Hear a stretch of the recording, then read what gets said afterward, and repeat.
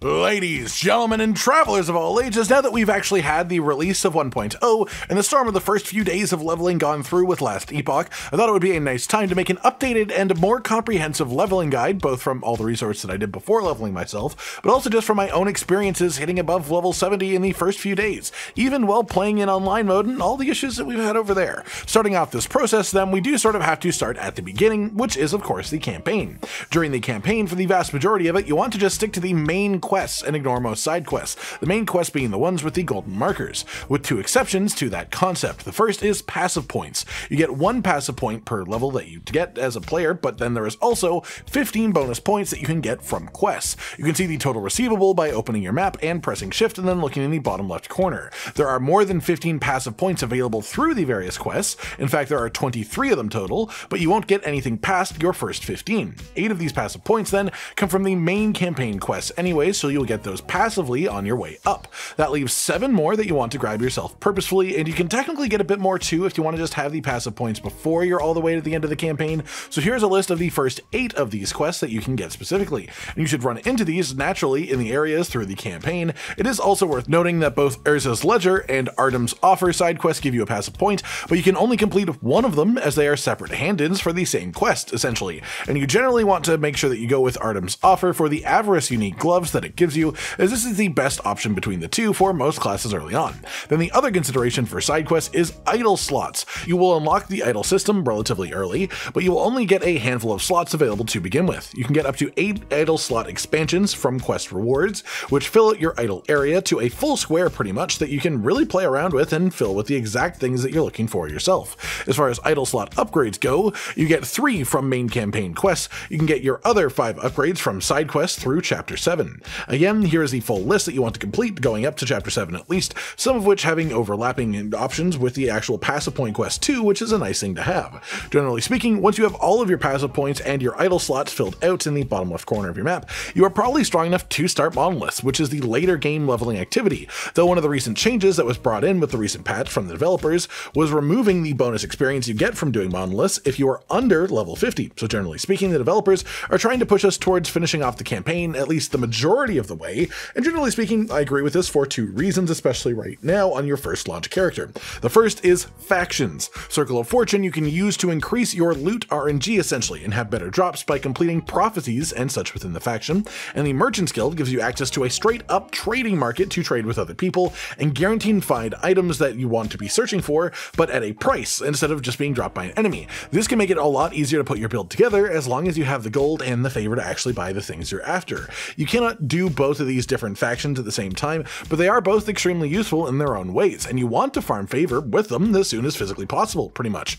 which you can only do once you've picked one, and factions unlock in chapter 9 of the main campaign, which is of course the final chapter. So basically, if you want to interact with factions new to 1.0, and trust me, they are incredibly powerful, so you definitely do, then you do want to continue to focus the main campaign at least until you get to the point of unlocking these factions. But then, at that point, they're only a few quests away from the end of the campaign anyways, which is important because the first time that you finish the campaign, you get +1 to all attributes permanently, which isn't the craziest bonus as far as amount of power ever, but it is an undeniable little power bump that you can have on every character that you ever make. So whether you get it now or later, you are going to want it, but I still highly recommend getting factions sorted out before you start your Monolith journey at the very least. And then in case, regardless of where you choose to jump off of the campaign, the next step in leveling is the Monoliths of Fate, which is its whole own thing. You access this from the End of Time hub by exiting out of the right side of the area, and you will immediately find yourself in your first timeline, the Fall of the Outcasts. There is a ton to explain really when it comes to Monoliths, so as this is a leveling guide specifically, we will focus on everything experience and progression related,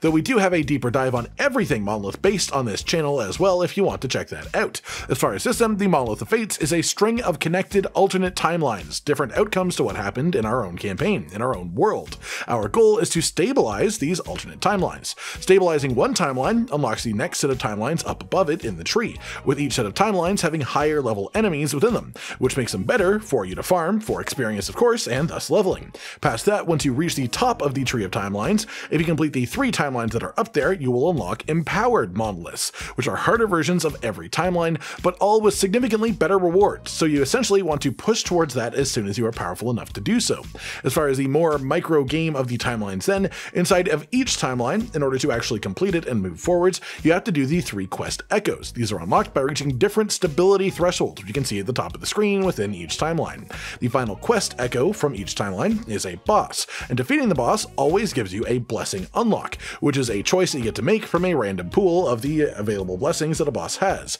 with specifically the Fall of the Outcast timeline having a chance at offering an XP bonus blessing, which is of course just godly for XP farming. And it's worth noting, empowered monoliths offer stronger versions of these blessings that do replace them later, so while your choice here is important, it isn't permanent by any means, and I wouldn't really recommend farming the basic monoliths over and over to get the right blessing just because you're going to replace it with the empowered ones anyways, which is why there is where you actually want to farm for the right ones. In order to raise timeline stability then and unlock the quest echoes, you have to complete the base echoes. The base echoes are just a choice between a bunch of different sets of conditions. Each echo has 1 to 3 affixes on it that it can apply to the enemies within to make them stronger and more difficult for you. It has a set increased enemy difficulty scaling that also increases item rarity as a whole, as well as the experience that you gain from killing the enemies inside. It has a set bonus reward that you receive at the end, and it has set timeline stability that you gain from completing the objective of the echo in the first place, then bonus potential stability that you can get from clearing out more than the required amount of enemies from that echo. You never really need to do that unless it's a particularly higher rolled XP variant of the echo though,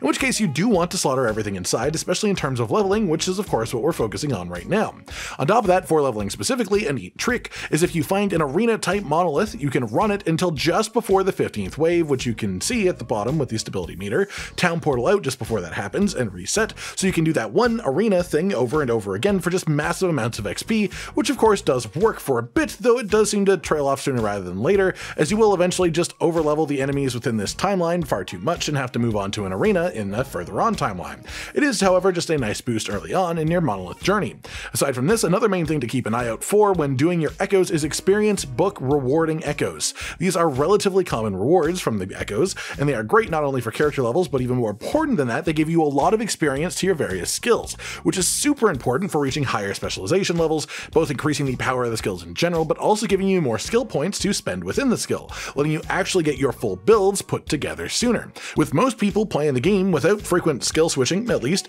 reaching maximum skill ranks at around level 75 or so. Aside from that, the only real thing to cover is the empowered monoliths and how these function leveling you up towards the true max level of 100, which is basically focused around corruption levels. Empowered monoliths have higher corruption by default, which means that the enemies inside of these corrupted timelines are higher level, reward better gear to you, and of course give you more experience. You can raise or lower the corruption level of empowered monolith timeline by fighting against the Shade of Oribus boss, who will show up the further you push outwards from the original stable anchor of the timeline into the less stable areas. Higher corruption levels on a timeline of course means, again, more difficult enemies, higher quality item rewards, and of course even more experience. So generally, once you reach empowered monoliths, you really want to just find what your difficulty is that your current build can handle and push for that for maximum rewards, and just also for maximum fun, as the monoliths are honestly extremely enjoyable as a main endgame loop for an ARPG, at least in my own opinion. That'll just about do it for today then, everyone. Just a nice detailed and updated guide on how to level as quickly as possible within Last Epoch, from level 1 all the way to honestly level 100. Those are the general practices you want to follow.